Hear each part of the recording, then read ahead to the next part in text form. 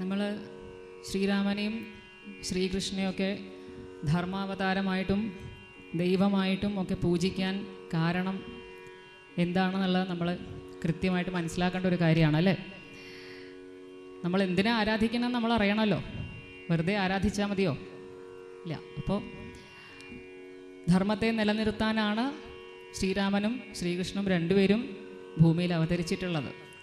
പക്ഷേ ശ്രീരാമൻ ചെയ്തതുപോലെയല്ല ശ്രീകൃഷ്ണൻ ചെയ്തത്, അല്ലേ? ശ്രീരാമൻ ധർമാവതാരമാണ്, ശ്രീകൃഷ്ണൻ ലീലാവതാരമാണ്.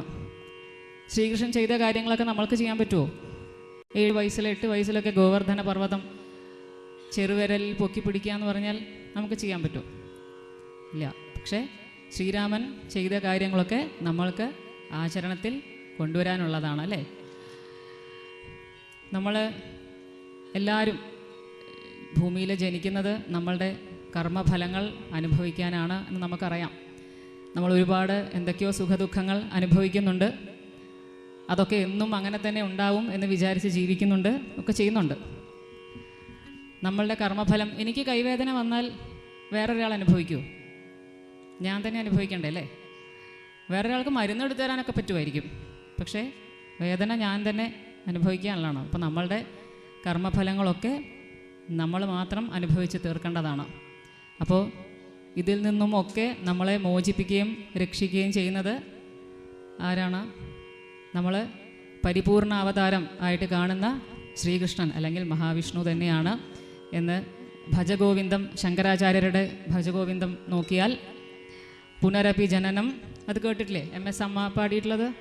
പുനരപി ജനനം പുനരപി മരണം പുനരപി ജനനീ ജഠരേ ശയനം ഇഹ സംസാരേ ബഹുദുസ്തരേ കൃപയാ പാഹി പാഹി മുരാരേ. അല്ലേ? ഇതിൽ നിന്ന് നമ്മ ഒക്കെ എന്നെ രക്ഷിക്കണമേ എന്ന് പ്രാർത്ഥിക്കുന്ന കൃപയാ പാഹേ പാഹി മുരാരേ ആണ് ഭഗവാൻ ശ്രീകൃഷ്ണനോട്, മഹാവിഷ്ണുവോടാണ് പ്രാർത്ഥിക്കുന്നത്. അതുപോലെയാണ് വേറൊരു കൃതി, ക്ലേശപാശ വിനാശന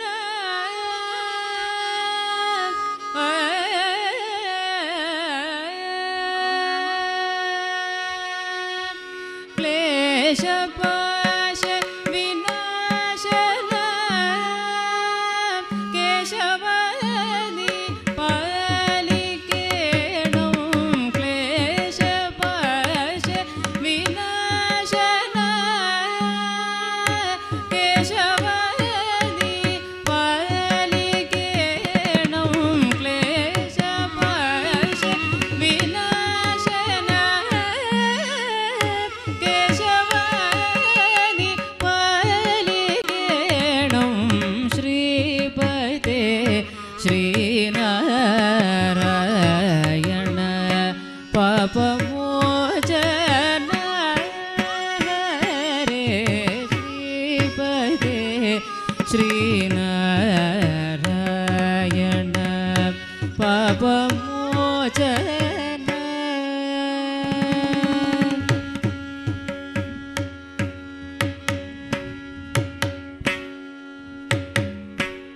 ഈ ഒരു കൃതിയിലും ശ്രീപതേ ശ്രീനാരായണ പാപമോചന എന്നാണ് പ്രാർത്ഥിക്കുന്നത്. എന്തുകൊണ്ടാണ്? ഭഗവത്ഗീതയിലും ശ്രീകൃഷ്ണൻ അർജുനനോട് ഉറപ്പ് പറഞ്ഞിട്ടുള്ള കാര്യമാണ്, അല്ലേ? സർവധർമാൻ പരിത്യജ്യ മാമേകം ശരണം വ്രജ അഹം ത്വാം സർവപാപേഭ്യോ മോക്ഷയിഷ്യാമി. നിൻ്റെ എല്ലാ പാപങ്ങളിൽ നിന്നും അല്ലെങ്കിൽ നിൻ്റെ എല്ലാ കർമ്മബന്ധങ്ങളിൽ നിന്നും ഞാൻ നിന്നെ മോചിപ്പിച്ചോളാം. അതുകൊണ്ട് നീ ചെയ്യാനുള്ളത് ചെയ്യൂ, ബാക്കി എനിക്ക് വിട്ടു തരൂ.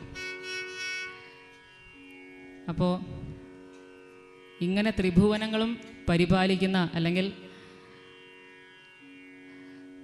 ത്രിഭുവനങ്ങളും കയ്യിലേന്തി നടക്കുന്ന ശ്രീകൃഷ്ണനെ ഒരമ്മ എന്ന നിലയ്ക്ക് കയ്യിലെടുത്ത് താലോലിച്ച് പാല് കൊടുത്ത് വളർത്താൻ ഒരമ്മയ്ക്ക് കഴിഞ്ഞിട്ടുണ്ടെങ്കിൽ ആ അമ്മ എത്ര വലിയ തപസ് ചെയ്തിട്ടുണ്ടാവണം, അല്ലേ? യശോദ. സനകാദി മുനികളും ബ്രഹ്മാദി ദേവതകളും എല്ലാവരും ഒന്ന് കാണാൻ കൊതിക്കുന്ന പാദയുഗങ്ങളാണ്.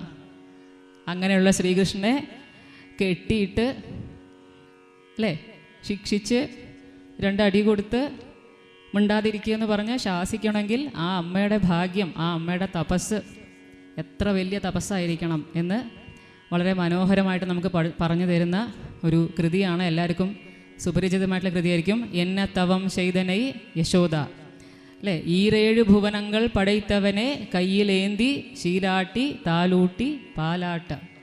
എന്ന തവം ചെയ്തനൈ പാപനാശം ശിവൻ കൃതിയാണ്. കാപ്പി എന്നുള്ള രാഗം.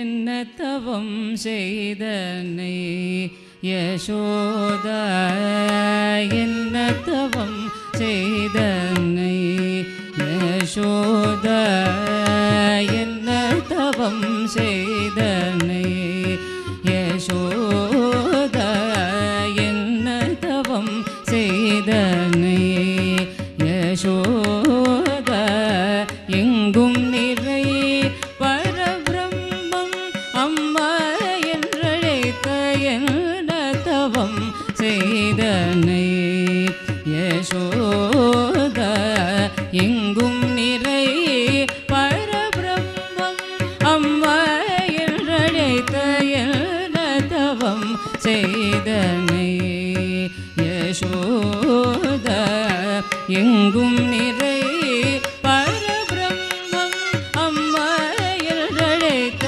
என்ன தவம் செய்தனை.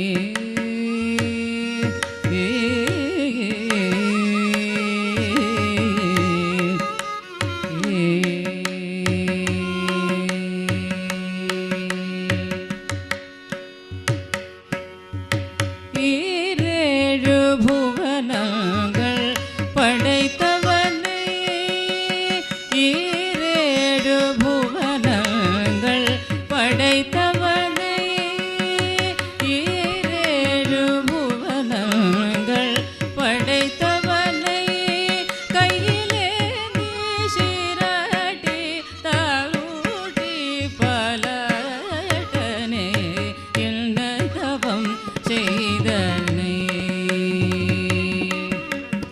ஈரேழு புவனங்கள் படைத்தவனை கையிலேந்தி சீராட்டி தாலாட்டி பருடனே என்ன தவம் செய்தனை யசோத, எங்கும் நிறை பரபிரம்மம் அம்மா என்றழைத்த என்ன தவம் செய்தனை.